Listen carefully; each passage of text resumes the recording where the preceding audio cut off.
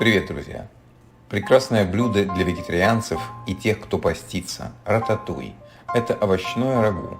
У каждого народа есть свои варианты такого блюда, но французский вариант из Прованса стал самым известным.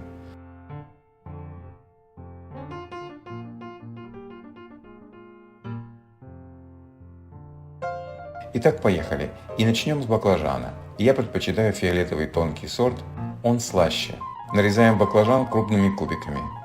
Французы очень трепетно относятся к этому нежному и очень ароматному блюду. У меня тоже есть свое представление, каким должен быть рататуй. Мой вариант ближе к традиционному стилю Прованса, с нотками Италии.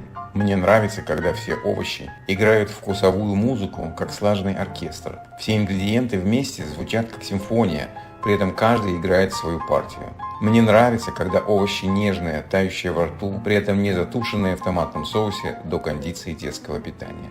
Когда каждый овощ имеет свой вкус и вид, дополняя при этом друг друга и по вкусу, и по аромату. В разогретую сковороду наливаем оливковое масло. У меня, как всегда, extra virgin.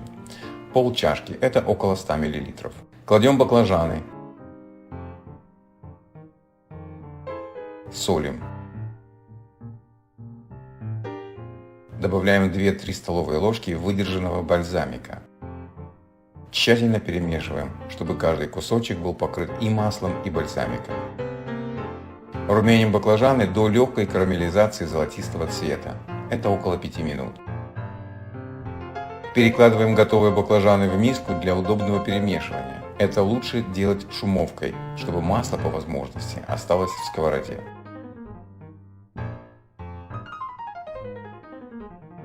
Нарезаем лук на крупные половинки сегментов и отправляем в ту же сковороду. Масла должно хватать, если нет, добавьте. Лук будет связующим звеном для других овощей и специй, поэтому практически все специи добавляются к луку. Как и с баклажанами, добавляем 2-3 ложки бальзамика.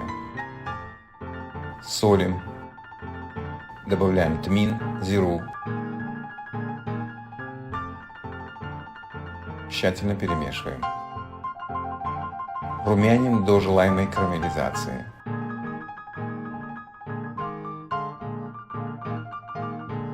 За пару минут до готовности добавляем рубленый чеснок и душистые травы, те, что больше любите. У меня тут сушеные розмарин, тимьян, шалфей, душица. Дорумяниваем все вместе и перекладываем лук поверх баклажан. Процесс объединения ароматов и вкусов пошел. Следующими нарезаем, например, на равные, не мелкие кусочки, сладкие перцы.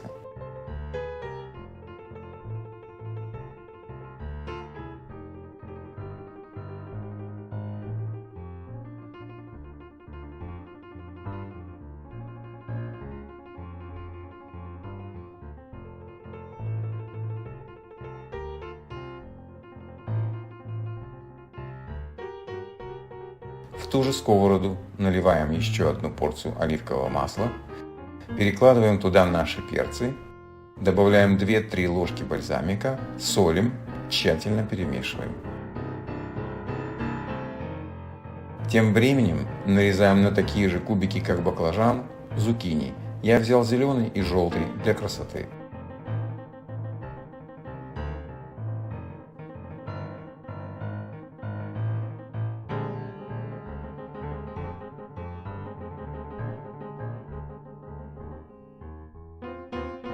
Многие шефы тушат рататуй в томатном соусе из рубленых помидоров или давленных. В оригинальном рецепте помидор нет вообще. Их стали добавлять позже. Я люблю помидоры, но использую по-другому. Подготовим помидоры. Их можно предварительно очистить от кожицы. Я этого не стал делать, но я вычищаю помидоры от семян, оставляя только мякоть. Поэтому рекомендую выбирать помидоры мясистых сортов. У меня сорт Рома. Еще одно название Plum Tomatoes. Нарезаем помидоры на крупные кусочки.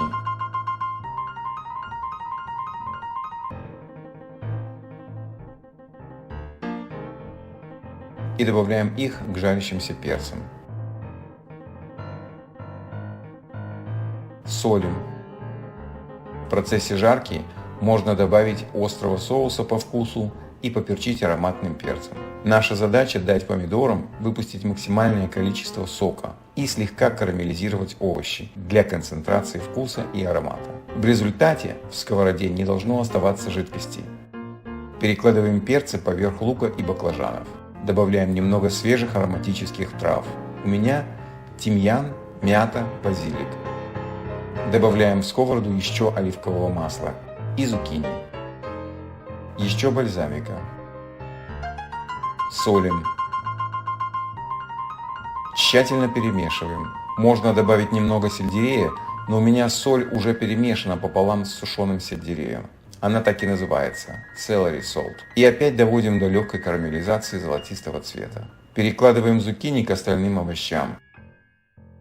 И очень аккуратно перемешиваем все, чтобы не подавить готовые овощи и не превратить все в пюре. Тоже вкусно, но для детей дошкольного возраста. Рататуй готов. Можно подавать как самостоятельное блюдо, как гарнир, с мясом, рыбой, с рисом, с запеченным картофелем, как топпинг на бутерброде по типу брюскетты. Выбор за вами. Приятного аппетита! Не забудьте подписаться на мой канал, чтобы не пропускать новые видео. Всего доброго! До встречи на канале!